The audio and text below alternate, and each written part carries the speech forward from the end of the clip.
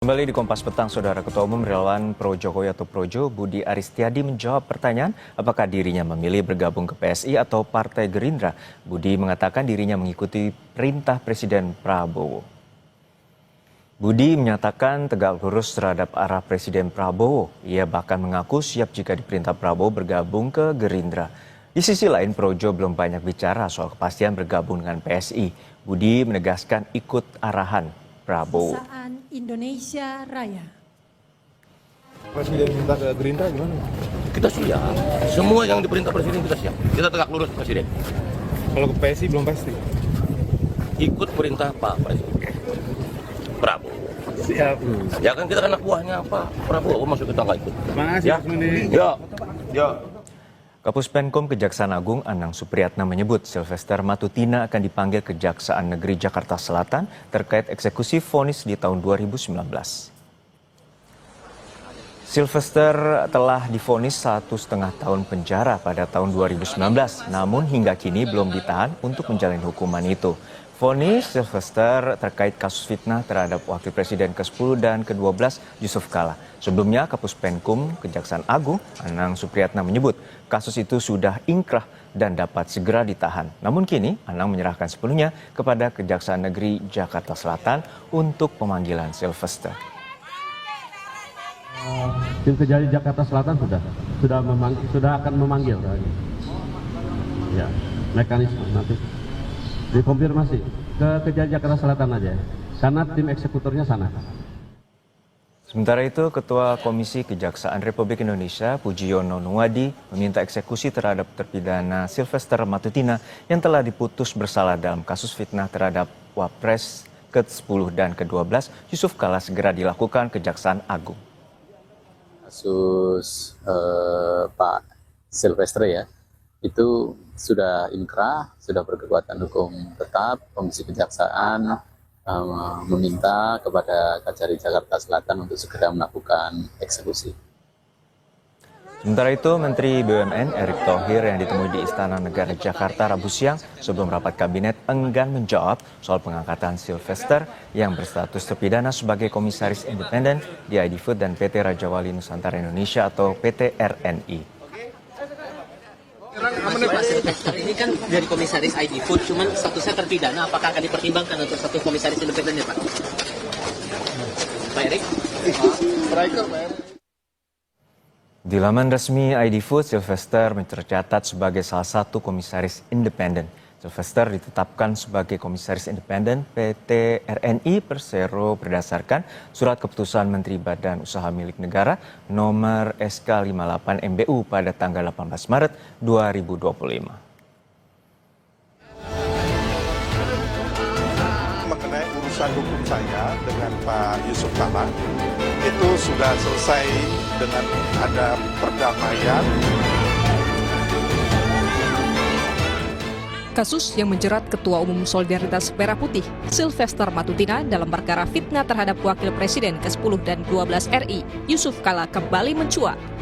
Sejak dijatuhi vonis hukuman penjara hingga kini Sylvester belum ditahan untuk menjalani hukuman.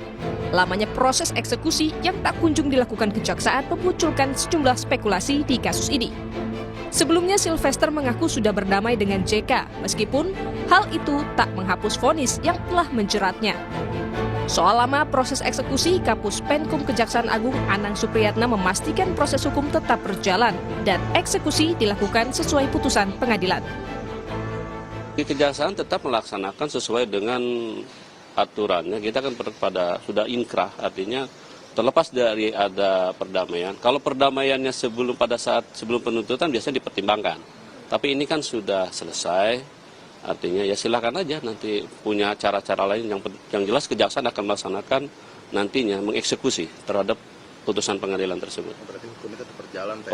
Hukum kita tetap berjalan secara.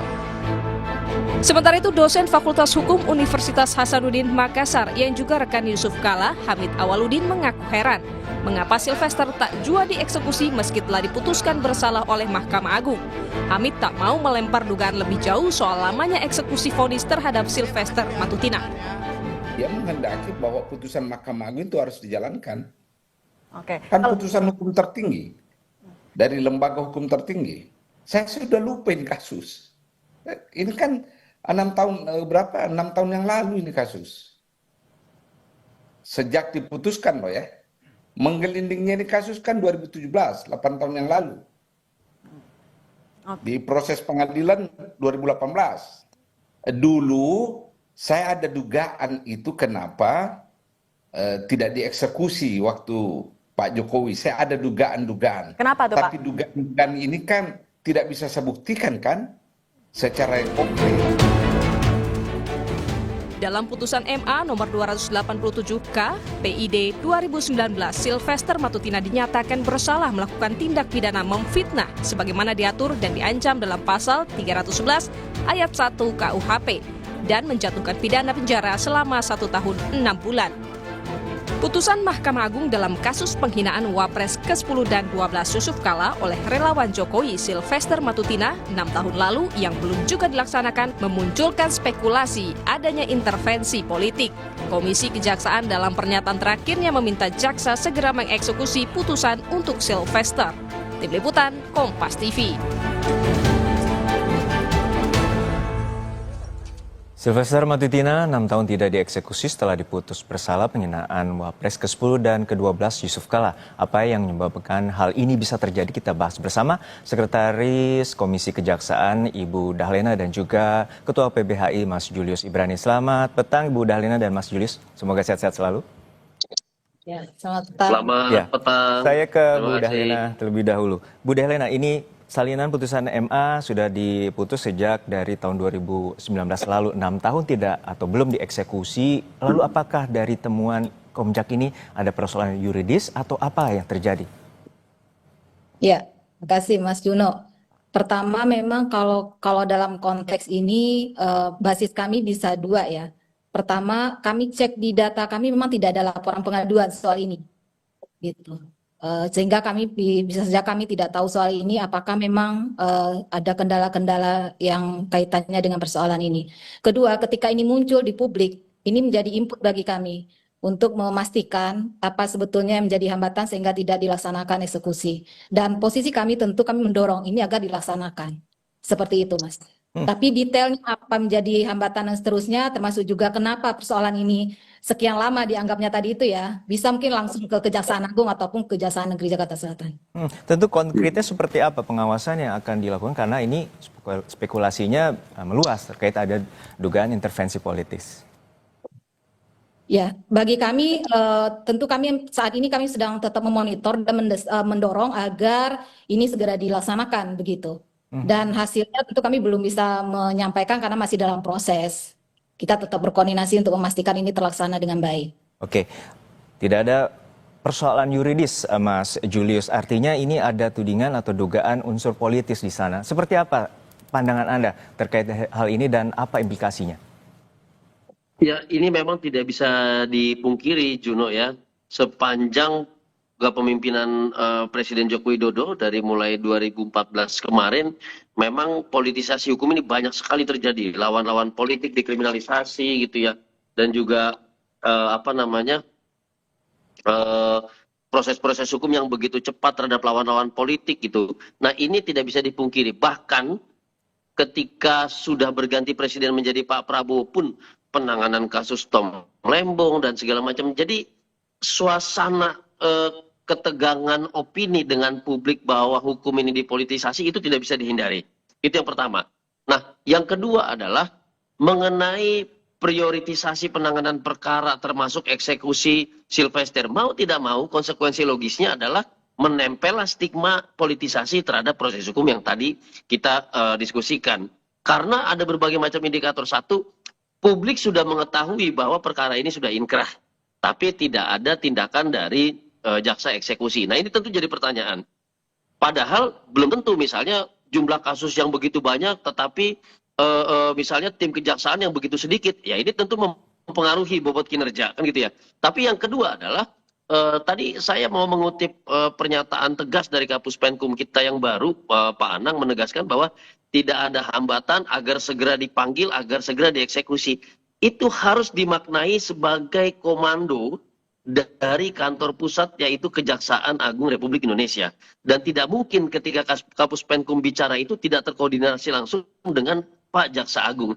Artinya politik hukum terhadap eksekusi Sylvester ini di bawah komando Pak Jaksa Agung tegas, yaitu segera eksekusi karena tidak ditemui hambatan apapun. Nah, ini yang harus kita pastikan agar kalau ini tidak dilaksanakan, baru kita bisa katakan ada faktor lain yang mungkin faktor lainnya itu adalah dugaan politisasi. Kan situasi sekarang seperti itu, Juno. Mas Julius, untuk saat ini berarti apa? Misalnya kalau tadi spekulasinya terjadi, dugaan politis itu ada, pembuktian konkretnya tentu agak sulit untuk dilakukan.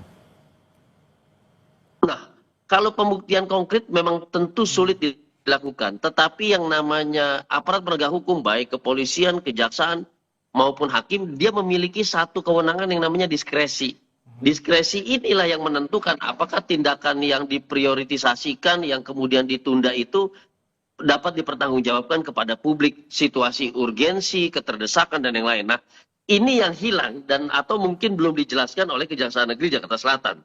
Nah, ini juga yang harus dibantu oleh Komisi Kejaksaan secara inisiatif untuk memberikan kejelasan kepada publik sebelum opini publik yang viral mendahului pernyataan resmi dari instansi kejaksaan. Dan di situ pula nanti akan menjadi satu kekisruhan di mata publik. Begitu, Juno. Ya, baik. Bu Dahliana, untuk saat ini seperti apa sebenarnya 6 tahun terakhir pengawasan dan juga terkait dengan prosedur eksekusi terkait dengan vonis terhadap Sylvester Matutina? Ya, seperti tadi kami sampaikan secara spesifik mengenai kasus ini, memang kita monitor itu ketika muncul di publik. Dan ini menjadi input bagi kami untuk tentu, karena memang fungsi kami adalah mengawasi gitu ya, mendorong agar kinerja kejaksaan meningkat. Nah, dalam konteks ini tentu ketika ada masukan, termasuk tadi Mas Ibrani sampaikan, ini perlu ada masukan atau ada dorongan agar kemudian ada kejelasan bagi publik begitu ya. Ya, ini adalah bagian dari kami, bagian tentu ini masukan sangat penting bagi kami karena kami memberi atensi soal ini. Gitu. Kami memberi atensi soal ini dan tentu itu menjadi bahan bagi kita semua karena memang yang berwenang adalah APH gitu ya.